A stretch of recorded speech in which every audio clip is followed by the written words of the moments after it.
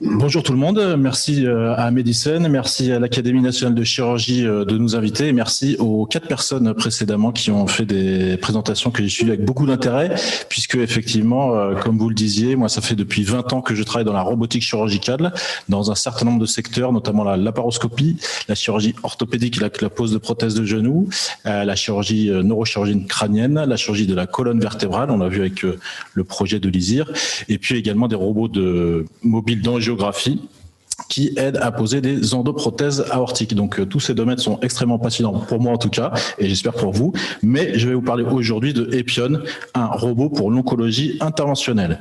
Donc assez rapidement, dans les 15 minutes, on va essayer de parler de Quantum Surgical, qui sommes-nous, comment ça marche surtout ce robot Epion, quel est l'impact sur l'usage au bloc opératoire et plus particulièrement en radiologie interventionnelle, et puis 2 petites pistes rapides sur quel est le futur de la robotique et de la chirurgie.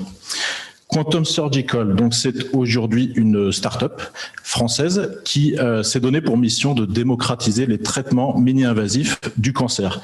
On démarre aujourd'hui sur la partie abdominale, sachant que c'est des traitements qui peuvent toucher d'autres parties du corps. Et puis, on apporte une solution qui est une plateforme de technologie qui combine évidemment la robotique au centre de la solution, mais également des éléments de navigation, donc c'est des capteurs, du logiciel bien évidemment, et de l'intelligence artificielle pour le futur. Pour retracer un petit peu notre qui on a été créé en 2017. On a une équipe dirigeante qui a une certaine expérience, on va dire, en robotique chirurgicale dans différents domaines, comme je l'ai mentionné.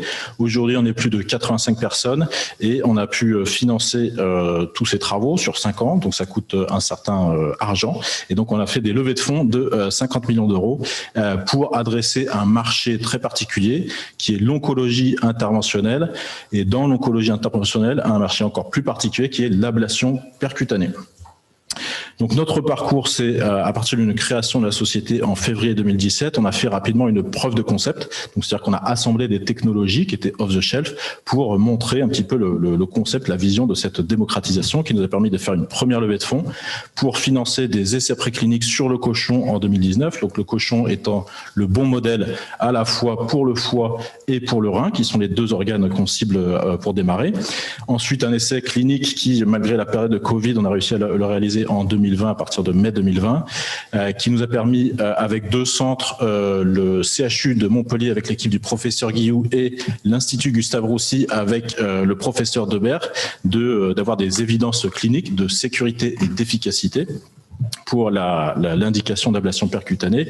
Et donc ces données nous ont permis d'avoir le marquage CE qui autorise la commercialisation en fin d'année dernière, de faire une nouvelle levée de fonds et finalement, au bout de ces 5 années, d'installer un premier robot au mois de janvier de cette année à l'Institut Gustave Roussy, qui est aujourd'hui en utilisation clinique tous les jours quasiment de la semaine. Le robot Epion, comment ça marche? C'est la question à laquelle on va essayer de répondre. Donc, on va déjà démarrer par à quoi ça sert. Aujourd'hui, les indications d'usage, donc ce pourquoi il est homologué, c'est un robot qui va assister le chirurgien, en l'occurrence le radiologue interventionnel, donc vraiment sur la robotique collaborative. C'est un robot qui va assister au guidage d'aiguille pour l'ablation percutanée de tumeurs dans l'abdomen. Donc, pour des petites tumeurs dans le foie ou dans le rein, il y a une technique qui est l'ablation percutanée, qui consiste principalement à insérer une aiguille au travers de la peau, atteindre la tumeur, activer de l'énergie chaud ou froid pour détruire la tumeur. Et ensuite, on enlève l'aiguille et le patient repart avec la pathologie traitée. Donc, ce sont aujourd'hui l'indication sur laquelle on est, c'est des procédures guidées par imagerie scanner CT, donc computo-tomographie, voilà. Et nous, on a un système qui est compatible avec tout type de scanner et tout type de modalité d'ablation. L'idée, c'est de pas bousculer la pratique actuelle, c'est juste d'ajouter un assistant robotisé pour ces nombreuses techniques qui existent aujourd'hui, la radiofréquence étant la plus ancienne, la micro-onde étant en train d'arriver, de se développer très fortement, la cryoablation sur le rein et l'IRE qui est une technique un petit peu particulière qui vient en complément de ces techniques d'ablation lorsqu'elles ne sont pas indiquées dans certains cas particuliers. Quel problème on essaye de résoudre avec ce robot Epion? Donc, ce qu'on constate, nous, c'est qu'aujourd'hui, en oncologie interventionnelle, il faut savoir que c'est un domaine dans lequel il n'y a pas de robotique, il n'y a pas de navigation. Donc, on est sur une méthode 100% ou 99%, je vais dire, manuelle, conventionnelle et guidée par l'image. Les problématiques, elles sont simples, c'est que, la lésion, des fois, elle est difficile à voir dans l'image. Donc, si vous avez, par exemple, une métastase et que vous avez fait une chimiothérapie, peut-être que la lésion elle va disparaître et donc le jour de l'intervention, elle apparaît plus dans les images, ce qui est plus compliqué pour essayer de l'atteindre, surtout quand on est en aveugle, on a juste les images médicales pour voir le geste. Deuxième point, la taille d'ablation, elle est difficile à prédire à l'avance. Il y a des données de fabricants, mais il y a plein de fabricants différents, plein de modèles d'aiguilles, plein de réglages d'ablation. Et donc, il faut se rappeler que 3x2 par 3x7 cm ou 4x5 par 6 par 7 cm, tout ça, c'est dans l'espace mental du radiologue interventionnel qui finit par, avec l'habitude, choisir un matériel donné en radiofréquence, un matériel donné en micro-ondes, et puis à avoir une anticipation, mais ça nécessite du temps. La difficulté, la principale, ça reste le placement de l'aiguille, puisqu'on est dans des organes mous, donc une difficulté un petit peu supplémentaire à l'orthopédie et à la chirurgie de la colonne vertébrale. Donc, c'est des organes mous, mobiles, déformables, qui se déplacent avec la respiration. Et donc, il faut arriver à naviguer le placement de l'aiguille au sein de cette anatomie, éviter des structures anatomiques critiques, puisque quand on va faire, par exemple, de la micro-onde, il faut éviter d'aller brûler l'organe qui est juste à côté. Et puis, il y a des vaisseaux, et puis il y a tout un tas de choses qui peuvent gêner dans cette insertion. Et puis, il y a la respiration du patient. Quatrième point, donc une fois qu'on a fait le traitement, on fait une imagerie scanner post-ablation. Et là, la question se pose, c'est est-ce que j'ai vraiment détruit ma tumeur? Est-ce que j'ai obtenu des marges autour de la tumeur de, par exemple, 5 mm dans le cas du cancer primaire du foie, qui vont, on le sait aujourd'hui avec la littérature, être corrélées avec une récurrence locale de la tumeur. On regarde les images et puis on ne sait pas trop où était la tumeur parce que de toute façon, elle est brûlée. Et donc, c'est assez difficile de savoir si on a eu ces marges. Donc, c'est l'expérience là du radiologue interventionnel de dire oui, je peux décharger mon patient ou non, il faut que je place une deuxième aiguille ou que je fasse une nouvelle session d'ablation. Donc, toutes ces raisons font que la technique, elle nécessite quand même aujourd'hui une courbe d'apprentissage et ça reste une technique pour laquelle il y a beaucoup de patients qui sont éligibles, mais il y a assez peu en termes de volume de procédures qui sont réalisées. On parle de quelques milliers de procédures par an qui sont réalisées, par exemple, en France. Comment on répond à cette solution? Donc, on a une combinaison de technologies. On est toujours sur la robotique collaborative. Donc, on a un bras robot collaboratif. On a une caméra de navigation qui va permettre de se repérer dans l'espace. Et puis, on a du logiciel, des accessoires qui sont relativement simples, c'est-à-dire un guide aiguille, un pointeur de navigation, une référence sur le patient, on va en parler, et un tout petit jeu de consommables, principalement des housses stériles. Donc, ce sera plus simple dans la vidéo pour voir comment on va permettre de planifier, de guider et de confirmer un traitement d'ablation avec le fameux robot Epion. Donc, il y a une phase d'installation dont on installe les 3 chariots autour du lit du patient. Alors là, c'est une salle de scanner interventionnel. Donc, une fois que tout est installé, on a également une référence patient que vous voyez là sur l'abdomen qui bouge avec la respiration et qui va être repérée par le système de navigation optique. Donc ça, c'est la technologie qui va nous permettre de localiser le patient et puis d'analyser son cycle respiratoire. Donc, elle repère à la fois le bras robotisé et le patient. Qu'est-ce qui se passe? On envoie le patient dans ce qu'on appelle le gantry, donc l'imageur.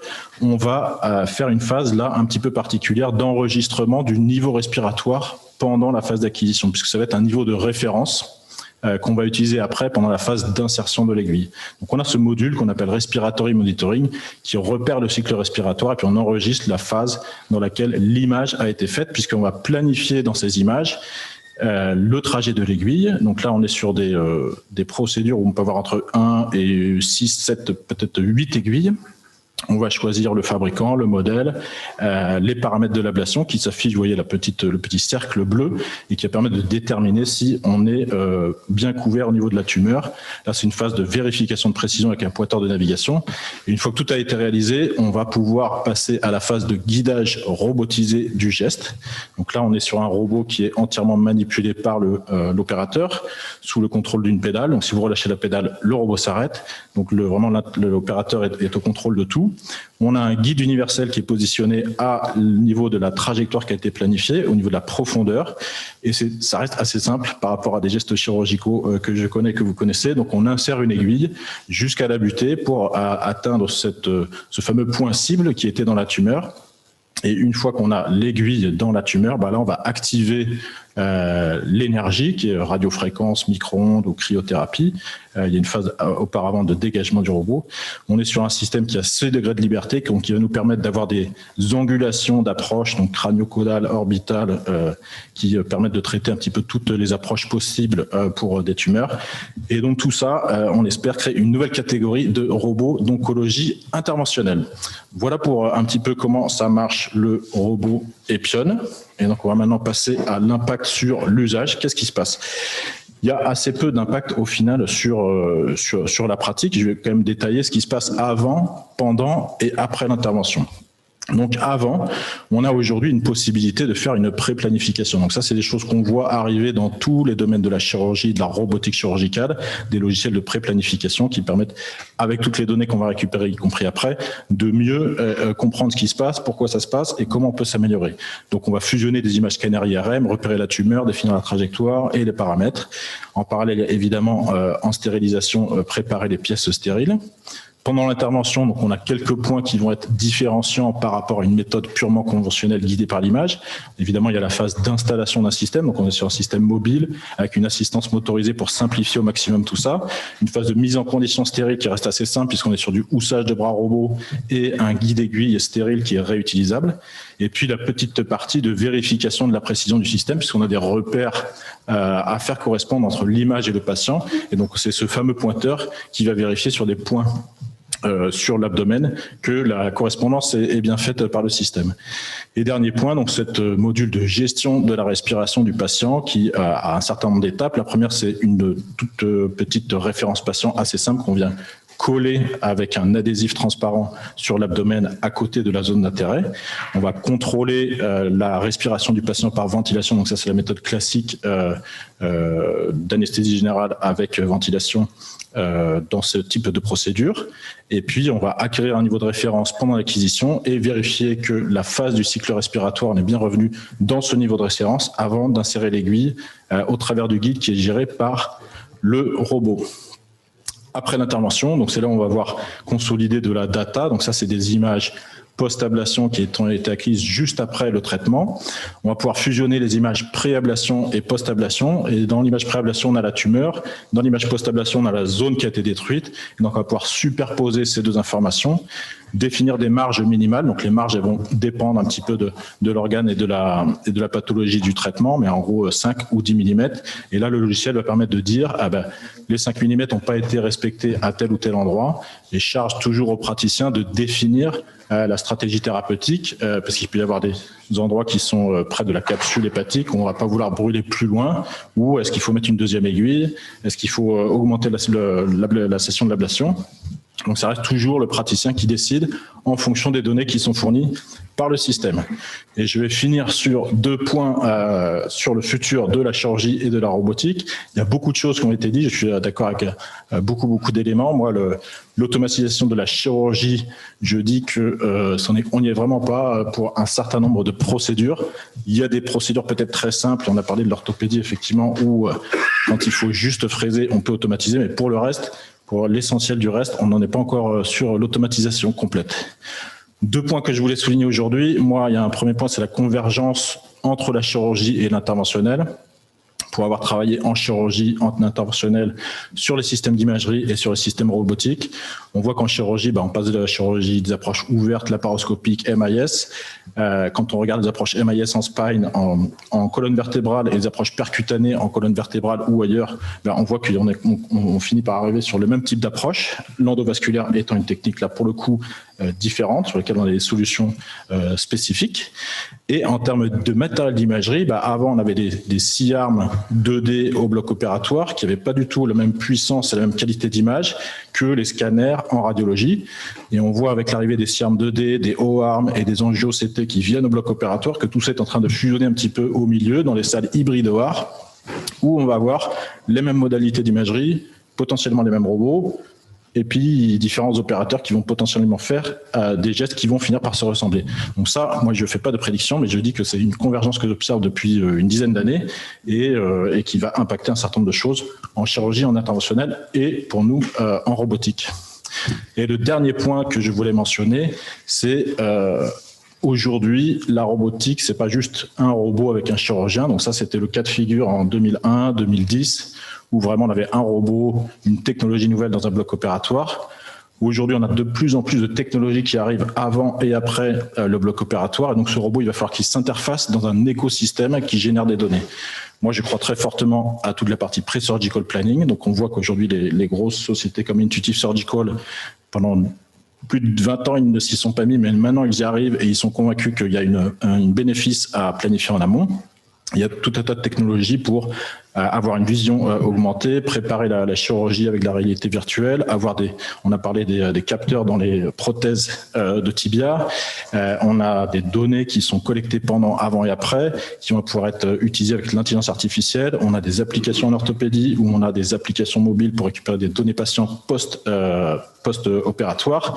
Et puis un dernier élément également qui est que pour démocratiser l'accès au savoir de la chirurgie ou de l'interventionnel, on a tous les systèmes de téléprésence en bloc opératoire qui vont finir également d'une manière ou d'une autre à fusionner avec les robots puisque c'est des systèmes compliqués à utiliser et que donc pour que le savoir puisse être transmis entre les physiciens et entre l'industrie, ces systèmes seront particulièrement importants à mon sens dans le futur.